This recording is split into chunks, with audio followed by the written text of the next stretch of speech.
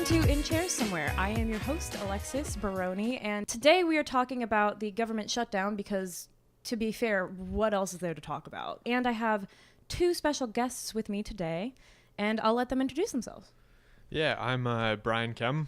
My background is in finance and accounting, and more recently I've been going through a very complicated series of exams called the CFA exams, and I'm working on the third and final.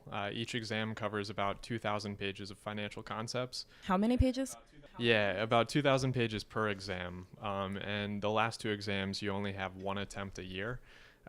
So it's a very long process, and once you have completed it and obtained the CFA designation, it's very highly regarded in the financial community. Although I double majored in finance and accounting, I think when I do end up obtaining the CFA designation, then I'll put more credit towards that than the degrees. So. And I'm Vlad Busko. I am working on the other side of finance. I also got a degree in finance and accounting. And I'm working on the accounting side, working on my CPA, Certified Public Accountant certificate. Very difficult exam, similar to the CFA. And actually, the auditing portion of my exam is in 2 weeks. So I hope I do well. Wow, thanks for coming on to the show today, so that way you're taking valuable time out to study, because it sounds like these tests are really hard, guys. Yeah. Great, so that means you know what you're talking about, because I definitely don't. And so, like I said, I want to talk about the government shutdown. And, you know, a lot of Americans are really concerned about the financial impact that this has, and the fact that we've already lost about $6 billion because of this 35-day shutdown. So S&P Global, which used to be McGraw-Hill, they told us, hey, you've lost all this money. Is it possible, or even do we want to recoup that? Like, is it possible to recoup that? Would that be a thing? Yeah, so it is having a huge impact on the economy. A lot of people are not getting their paychecks or their wages, so it is impacting the economy in a lot of different ways. But to be honest, the government has been shut down many, many times before. So for a while, I was saying this is just business as usual. Although now this government shutdown is the longest in history, and the longer it's delayed, the more impact it has, because as people don't receive their wages and their income, they're not able to spend money elsewhere in the economy. Of course. And because of that, you're seeing other businesses struggle because they're losing some of their customers, at least while the government is shut down. So.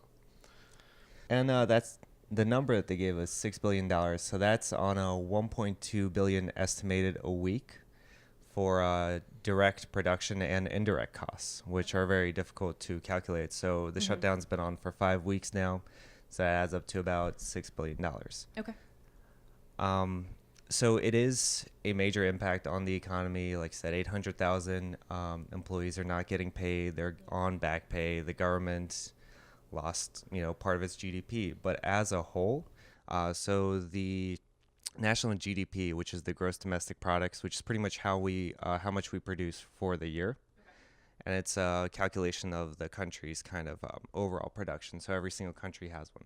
So the U.S. has a GDP of around 19 to 20 trillion. So when you think about it that way, a $6 billion hit in the economy is not significant. Sure.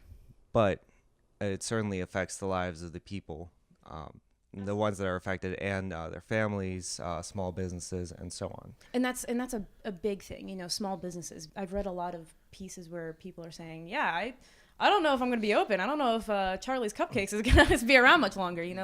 Should we be really worried about that? Yeah, so there are a lot of different angles to that. So people that do lose their wages in the short term while the government shut down, they're no longer going to be going to these, or they're going to cut back on working with these small businesses. So even people that haven't lost their wages directly, indirectly, they're going to see lower demand for their products and services. Okay. Also with small businesses, like in the defense contracting space, there are a lot of government contracts, and I'm assuming the government shutdown is impacting that money flow. So there's a lot of uncertainty, and because this is now the longest government shutdown, there are a lot of people pushing back and not happy with the current situation. So. Yeah. So I work in the construction industry, installing radio systems and antennas for a lot of government, non-government agencies, and even we've been concerned, when we do a lot of the jobs for the government contractors, if we're going to get paid, how the government shutdown has affected it. So far, we haven't seen much change in it, but there could be a ripple effect after the government does get going of delayed payments to even smaller businesses than ours. So ours is more of a medium-sized business and so on. And especially people who rely on these government contracts to sort of stay floating. And also a lot of smaller loans that are given to small businesses are also regulated by government agencies. So there could be a delay in that. So the people that need the money most right now in order to, keep their business going, to expand, are going to see sort of a contraction. Now, obviously, we're all talking locally. You know what I mean? Like, we can see the impacts even here in Baltimore. So globally, how does this shutdown in America of the government, how does that affect the bigger picture? I think it's just adding up all the little pieces. So I think it was 800,000 workers now that have been affected. It's just all the individual cases, and adding all those up is having a pretty big impact on the economy. Yeah, I don't have anything to add to that. Yeah. We're going to digress for a minute. Everywhere in the world, everyone's kind of saying like, oh, yeah, there's going to be a recession. There's going to be a global recession. Is that even possible? Certainly. So going through historic records, we've had a recession, every 8 to 10 years. We had the great tech bubble in the early 2000s. We had the 2008 recession. Before that, we had the recession in the 90s on the Iranian crisis. So would the government shutdown kind of say like, hey, this is the one for the 2020s? So would this right affect now it? we're going on the longest kind of growth period in U.S. history. So we've been, experts have been saying that there's a recession around the corner since 2016, really, for the last 3 or 4 years. And especially with the recession that's happening in China, where it's currently recovering from. It was supposed to be a global recession, which affected many markets, including Germany, the UK, many parts of Europe, but somehow the US was unaffected by it. Now, the thing you have to remember about the US is 70% of our GDP is sustained through customer spending, so private spending. So because we have such a portion of that, as long as customer and consumer kind of morale is high and we keep going at our rate, as long as production is high, the U.S. will keep going. Yeah, well, right now I'd say morale is not quite high. Our president said, yeah, we're going to reopen the government for 3 weeks. I mean, do you think that helps out with people saying, yeah, we're going to go out and spend more money now? Yeah, so people see wages coming through for that 3-week work period. Yeah, and that'll get people spending or spending on what they were needing to spend, because a lot of people live off of, they don't have a lot of savings stashed away, which creates a lot of issues. People need these paychecks coming through to pay for food, to pay for rent. Because of the savings rate being so low in the U.S., it creates a dire situation when funding is stopped across the board. And then your question on the recession. So recessions are normal. It's like high tide, low tide. You're always going to get times of booms in the economy, and then it's going to contract. So we've been on the longest bull market in the U.S. In history. The stock market's been climbing for over 10 years now. So even before 2008, it was still on that trend. Yeah, it's been climbing since then. Okay. Since after the 2008 crisis. Cool. And a lot of people have been calling for a recession or a downturn over the last 5, 6, 7 years. So a lot of people have stayed on the sidelines and missed out on a lot of the boom because they've always been so fearful that things were going to crash again. Sure, of course, absolutely. Yeah, but since the economy interest rates have been knocked down so low, they've been climbing again recently. But because they were so low, that helped people take on debt. They issued debt to finance different projects, start up businesses. And now that rates are climbing again, I think that would be more of a catalyst to create a contraction or a recession in the economy. Although timing it is very, very complicated. Some of the best minds in the financial world cannot give you the year when a recession is going to start. Okay. They can give you maybe a good probability of when it might happen, but Warren Buffett, he's not going to tell you when. July 2nd this year. Exactly. Yeah, and a lot of people miss that. It's just you want to play kind of the long-term trends and avoid the short-term volatility if possible. Yeah, so definitely. It takes a lot of kind of forward thinking to do that. Okay. Yeah. If you don't mind, I'd like to talk about kind of the debt crisis in the U.S. You know, we've, like Brian said, there is low interest rate right now on borrowing against loans, so a lot of people are borrowing money, and a lot of people are living paycheck to paycheck right now. 7 out of 10 households, I believe, was the national kind of average. And so I'm hoping that the government shutdown has been a bit of a wake-up call, because a lot of those people, 800,000 people that lost their jobs, they couldn't even afford to feed their families after missing one paycheck. And it truly is, it's a sickness coming out through our society, but we definitely need to kind of address it. And I hope this opens up more conversations about it. Absolutely. Well, I think this is a great start. And again, I want to say thanks for coming on to the show. We're not done. Everyone looked up at me and they're like, are we done? No, we're not done.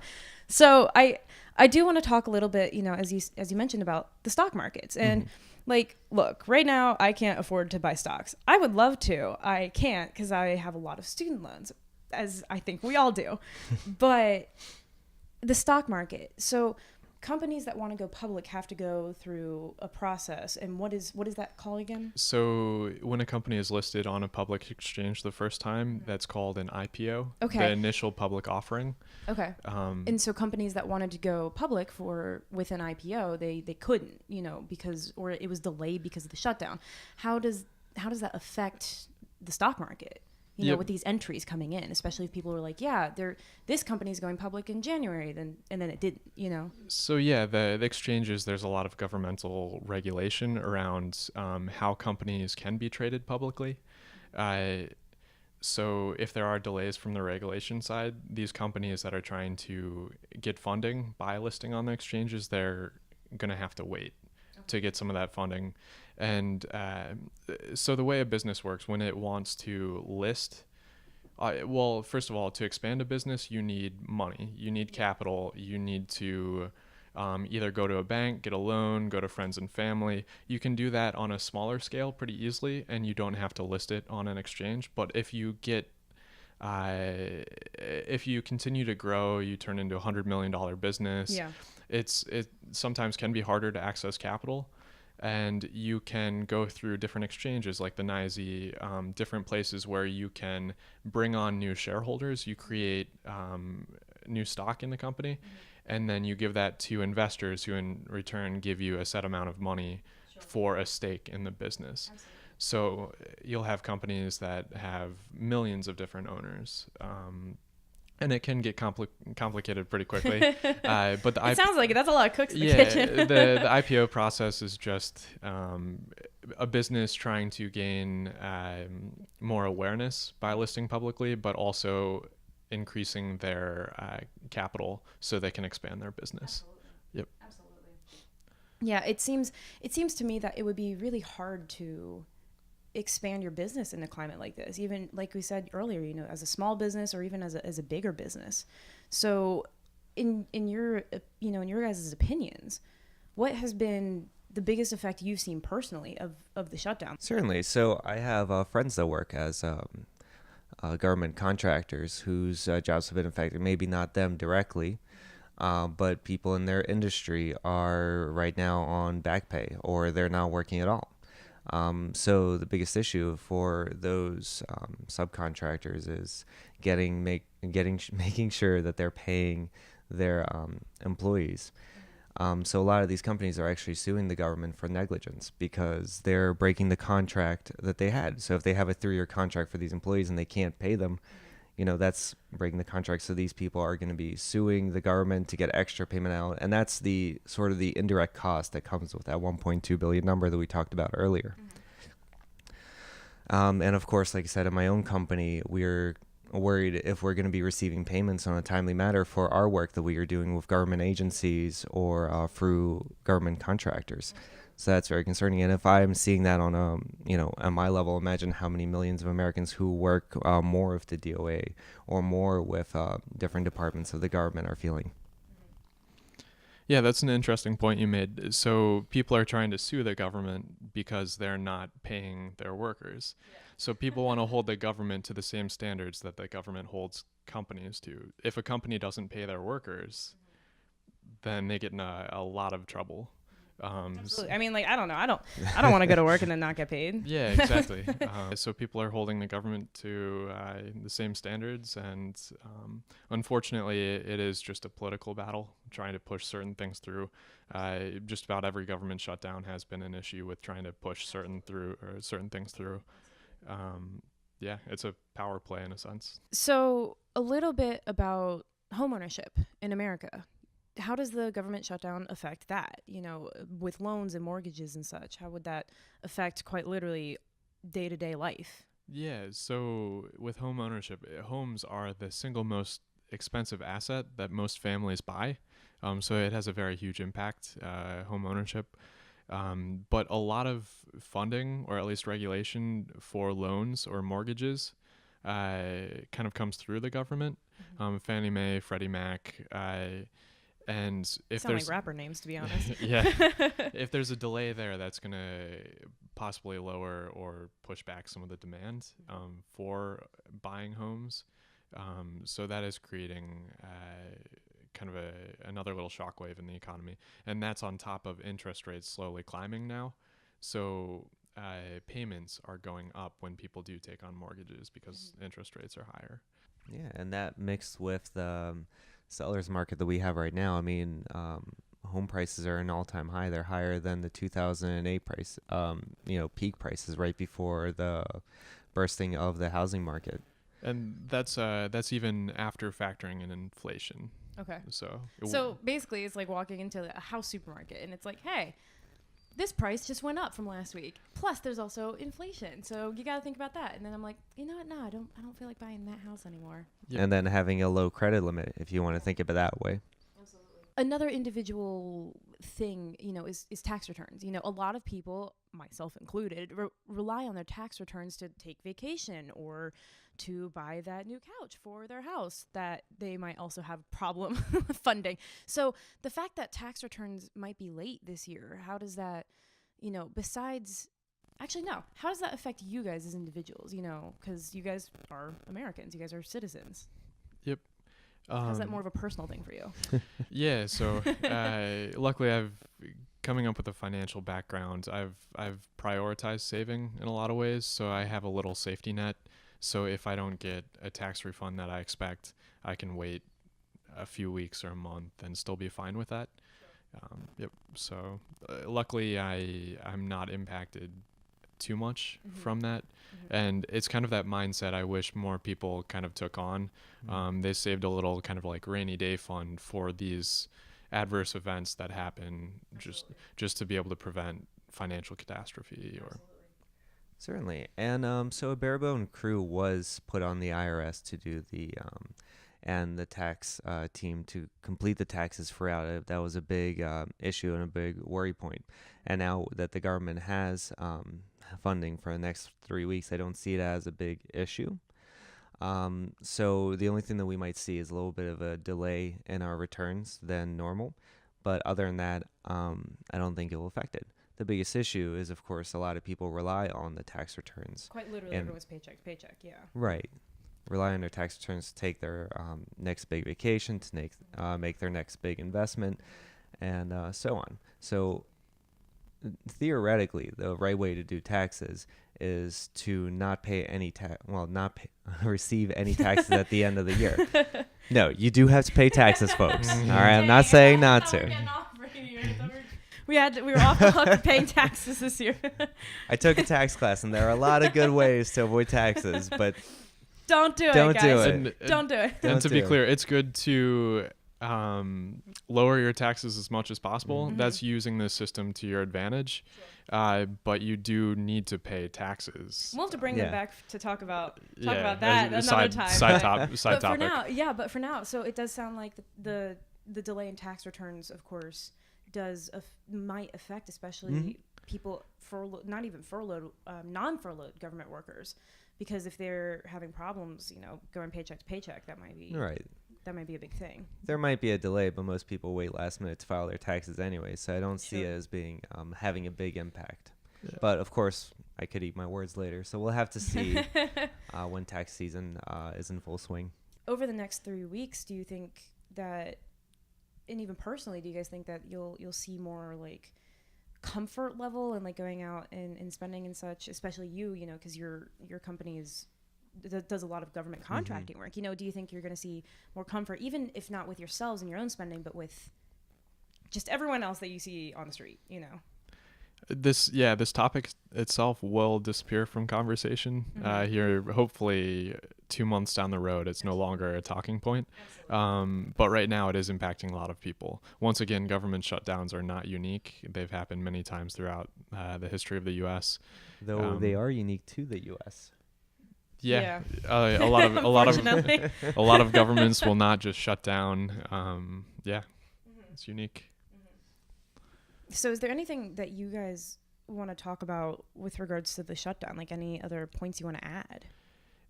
I think one of the most impactful points, it's just kind of a wake-up call for a lot of Americans that if you are living paycheck to paycheck, you might want to cut back expenses in certain areas. I know not everyone has that ability, but I do see a lot of excessive spending from people that complain about finances, and they end up finding themselves in tough financial situations. But you can cut back. You maybe don't need the newest Netflix subscription, or you can cut back in certain ways, and kind of cutting back here and there will create a very solid safety net, which can prevent a lot of financial stress down the road. And this is just a wake-up call for a lot of Americans. Yeah, and the biggest problem that I see is that most people don't budget. They don't even know what they're spending. When I recommend you actually sit down, see where your money is going, whether it's through a bank budget. A lot of banks nowadays actually have those softwares, or if you make your own budget on paper. Just see where your expenses are going every single month, and you'll probably be surprised on how much you're spending on food or how much you're spending on takeout every single month. Those are easy expenses that you can cut back on, take out, and use some of that money to save for a rainy day fund. And that way, when items like this happen, you will be safe. You'll have a safety net, because it only takes one big event, one medical emergency, for a lot of people to go in debt and be at the front door of a bankruptcy. And it's a sad reality that we live in. Mm-hmm. Yep. And you were going to add something, Brian? Just checking your statements, looking at your finances. I know it's not a fun thing to do to look at your monthly statement. But I've found double charges from restaurants before. People and I'm sure it happens a lot more to people. They just don't check their statements or look at it as closely, so they're charged more than they actually should be. And usually it's just a quick call to that company or to your credit card company, and you can get them to delete the duplicate expense. It takes just a little bit of time, and it can have a huge impact, just looking at where your money is going and where it's coming in. Okay. Yeah. That's great. Well, hey, I think that's all I've got on this topic, and I want to thank you guys again so much for coming in to talk to us a little bit about the government shutdown and its impacts, especially personally as Americans working in the financial industry too. Hearing from you guys really helps. So again, this is Brian and this is Vlad, and I want to thank everyone for watching. Until next time, be sure to check out everything on the Wondrous Expanses channel. Subscribe, like, share, tell your friends to go look at budgeting documents. That sounds like a fun thing to do on a rainy day. So until next time, stay wonderful, and we'll see you soon.